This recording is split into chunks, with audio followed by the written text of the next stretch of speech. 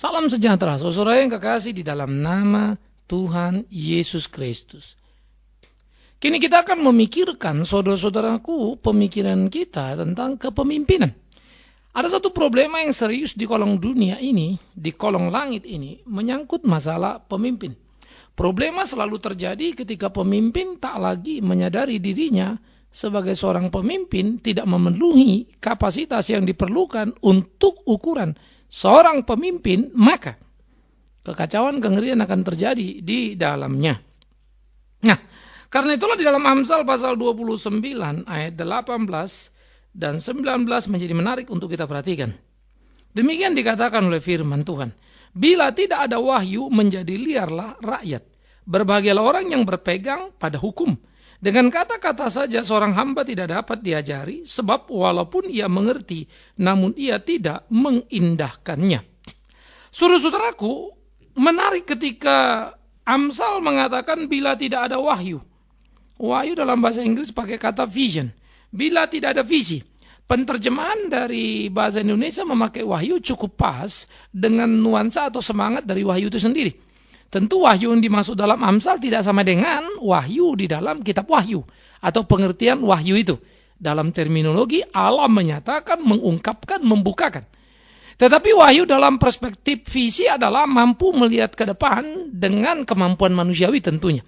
Sehingga saudaraku, jikalau dikatakan bila tidak ada wahyu menjadi liarlah rakyat, pengertiannya pertama adalah bagaimana satu orang bisa maju di dalam kehidupannya? Bagaimana seseorang bisa melihat jauh ke depan sana jika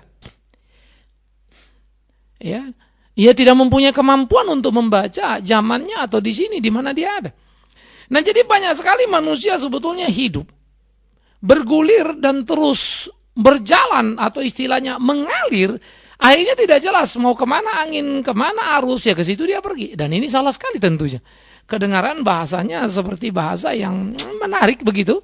Kelihatan bahasanya seperti Kristiani, tetapi justru cenderung tidak bertanggung jawab. Tidak ada seperti itu. Nah, oleh karena itu pemikiran yang serius di dalam bagian ini pertama harus kita sadari, visi itu harus ada. Maka pemimpin yang visioner menjadi pemimpin yang besar, pemimpin masa depan, pemimpin ini yang diperlukan. Visi artinya pertama, dia bisa melihat ke depan dari sini. Ini prinsip yang pertama. Dia bisa melihat ke depan dari sini. Dari sini dia bisa melihat ke depan. Artinya, kan di depan sana belum tahu apa yang akan terjadi. Tapi dari sini dia bisa melihat. Kenapa? Karena dari sini dia bisa melihat apa yang terjadi di sini, di sekitarnya. Dia melihat mundur ke belakang apa yang terjadi sebelumnya. Maka pada waktu dia melihat ke belakang dan ke sini, di sekarang ini, kan terjadi perubahan-perubahan. Kenapa? Bagaimana? Dia mesti bisa membacanya. Dia bisa menganalisanya. Dia mesti bisa membuat satu kesimpulan karenanya. Sehingga kemudian dia memahami pergulatan di dalam zaman, pergerakan, perubahan yang terjadi. Sehingga menghasilkan apa yang ada sekarang. Dari perjalanan apa yang ada di belakang. Maka bagi seorang pemimpin yang mampu membaca masa lalu dan masa kini, dia akan menjadi pemimpin yang dengan segera mampu memprediksikan masa depan.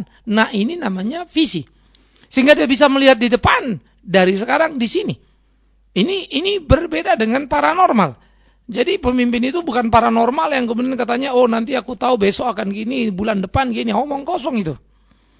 Ya. Ini juga bukan peramal begitu. Lain lagi. Meramal itu bukan orang yang visioner itu. Ya. Dalam tanda petik, dia memasuki alam gaib sana, dia bicara yang gaib-gaib, urusan gaib-gaib itulah itu. Oke. Tetapi kita mau bicara sesuatu yang harus dimiliki oleh setiap manusia siapapun dia. Bukan menjadi paranormal, bukan menjadi peramal, orang yang bisa melihat-lihat dan seterusnya, bukan. Sebagaimana juga orang Kristen banyak menyalahartikan. Visi itu adalah bagaimana, oh Tuhan saya kasih saya visi akan begini gitu ya. Oh nanti dulu, apa yang you maksud?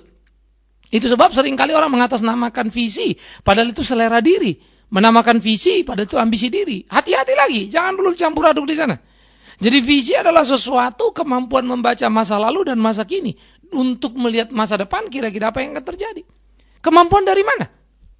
Tentu otak kita. Otak kita dari mana? Tentu Tuhan kita kan ya. Maka semua itu akan berpusat dari Tuhan, bukan kekuatan diri, tentu saja. Tetapi bagaimana Tuhan melakukan itu menjadi bagian proses tanggung jawab kita atas otak yang diberikannya.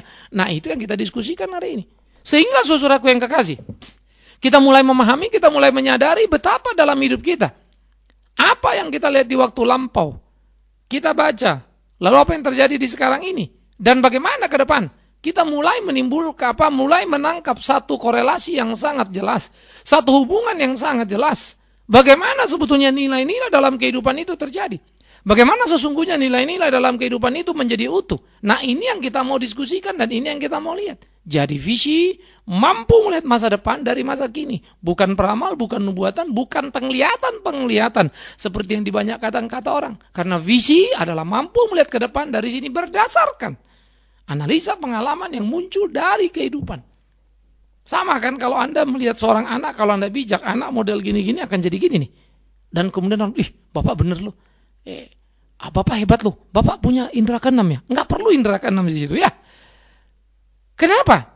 Bisa seperti itu? Iya sederhana karena pengalaman hidup itu. Orang-orang tua yang memperhatikan hidup, belajar dari hidup, menilai tiap-tiap hari-hari hidup. Dia akan cukup bijaksana untuk mengerti kalau orang melangkah seperti ini akan jadi seperti apa.